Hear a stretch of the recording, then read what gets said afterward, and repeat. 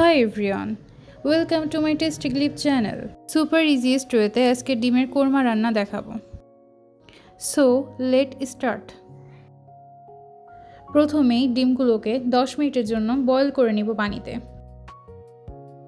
ডিমগুলো সিদ্ধ হয়ে গেলে ডিমের খোসা ভালোভাবে ছাড়িয়ে নিব।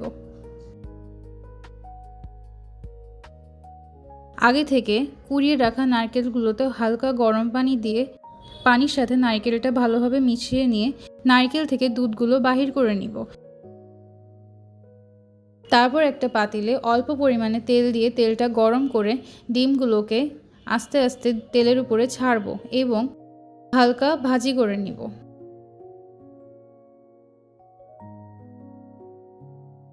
ডিমগুলো হালকা ভাজি করা হয়ে গেলে একটা বাটিতে তুলে নিব।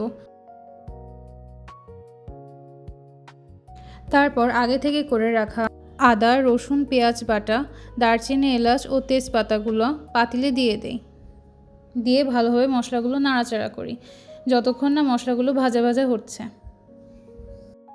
মশলাগুলো ভাজা ভাজা হয়ে গেলে আগে থেকে নারকেলের দুধ অল্প অল্প করে দিই এবং নাড়াচাড়া করি।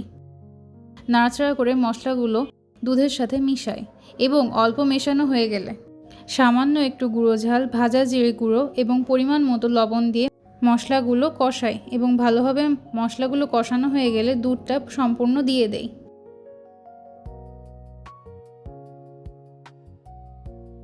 কিছুক্ষণ ভালোভাবে নাড়াচাড়া করার পর দুধের সাথে মশলাগুলো মিশে গেলে দুধের পানি ফুটে উঠলে আগে থেকে সিদ্ধ করে রাখা হালকা ভাজি ডিমগুলো দিয়ে দিব।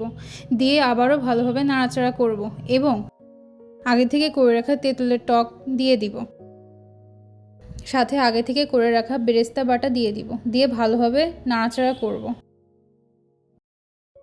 এরপর পরিমাণ মতো চিনি দিয়ে দিব। চিনি দেওয়ার পর ভালোভাবে দুধের পানির সাথে মশলাগুলো মিশিয়ে নেব এবং দুধের পানি যখন ঘন হয়ে আসবে তখন রান্নাটা সম্পূর্ণ হয়েছে বোঝা যাবে।